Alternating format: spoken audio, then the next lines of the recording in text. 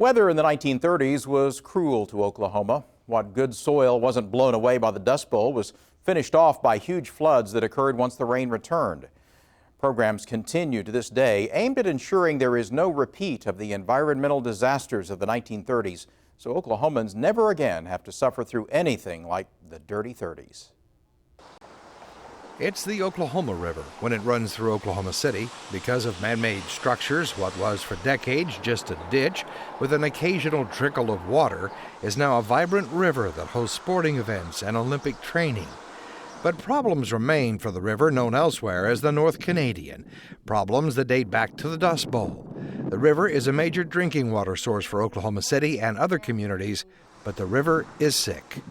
It contains elevated levels of Enterococcus, a bacteria that comes from the intestines, along with E. coli and fecal coliform. It's also muddy and has low dissolved oxygen levels, making aquatic life difficult at best. The North Canadian River Implementation Project is the cooperative effort between local citizens, conservation districts, the USDA, and EPA to find ways to improve the water quality of the North Canadian River watershed. The number one water quality problem that we have in this state is dirt. So if you can control water erosion, you can make sure that you can keep those other foreign materials out of the water as well. Clay Pope is executive director of the Oklahoma Association of Conservation Districts. He says in 2007, the EPA's 319 grant program provided funding to begin the North Canadian River Project that is using locally created approaches to improving water quality. Taking highly erodible land that's currently in crop production, taking it out of crop production and putting it back into grass, running cattle on that, making sure that you're doing proper pasture management. Deborah Carnott is the Education Outreach Coordinator for the North Canadian River 319 project. She has focused on getting more agriculture producers involved with no-till farming and creation of riparian areas along the river. And the two practices go together, clean water and soil conservation, because what's good for the soil is good for the water. Lyndon Jameson got into the project's no-till program after the 2007 flood caused by the remnants of Hurricane Aaron seriously damaged his farmland. Dumped about 15 inches of rain in 4 hours.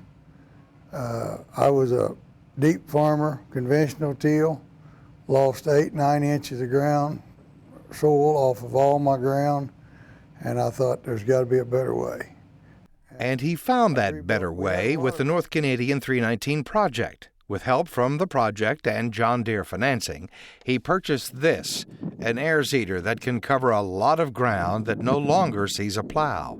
And it made a big difference for the water. Used to, when the water run out of my field, it was muddy. Now the water runs out of my field, it's clear. Clay Pope says riparian areas now stretch over 9 miles along the North Canadian, and he hopes someday they are continuous from Canton Lake all the way to Oklahoma City Lake Overholser. Going back 150 to 300 feet from the stream bank, fencing it off, keeping livestock out, allowing the grass to grow, allowing the trees to reestablish themselves in that riparian zone. That acts as a vegetative filter that can scrub anywhere from 60 to 90% of the nutrients through that practice alone. Nadine Burris has spent a lifetime on her farm in Blaine County. She went no-till before the 319 project even began. And since her property runs along the North Canadian River, the riparian area exclusion zone was also a good fit. And my river banks are covered with Bermuda grass.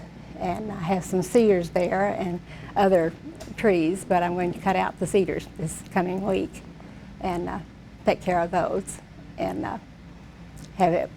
I turned it to a wildlife area also.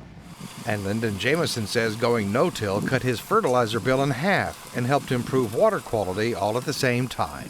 Before you plant wheat, a lot of people broadcast fertilizer. Well, you get a big rain, you wash, and all that went to the streams, and that's not where we want it.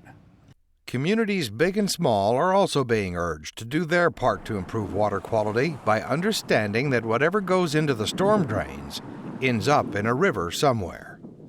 Homeowners in urban areas fertilize their yards, apply pesticides, apply herbicides, have pets.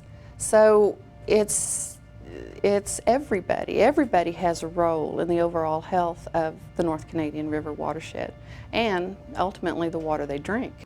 To help remind urban residents of that fact, the 319 Project launched a program to label hundreds of storm drains in El Reno and elsewhere to remind people where excess rainwater ends up.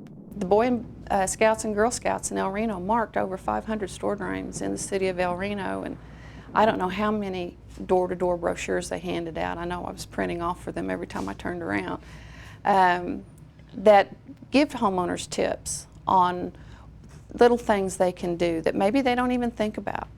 While there are ongoing concerns that federal budget cuts could affect the EPA grants, Oklahoma's record of using the money wisely and showing good results netted the state an extra $2 million this year. The project itself on the North Canadian has received additional infuses of cash from the EPA from other states that couldn't spend the money. And we were going in the hole because we could spend the money. And so they took that money when those states' deadlines ran out and shuffled it our way.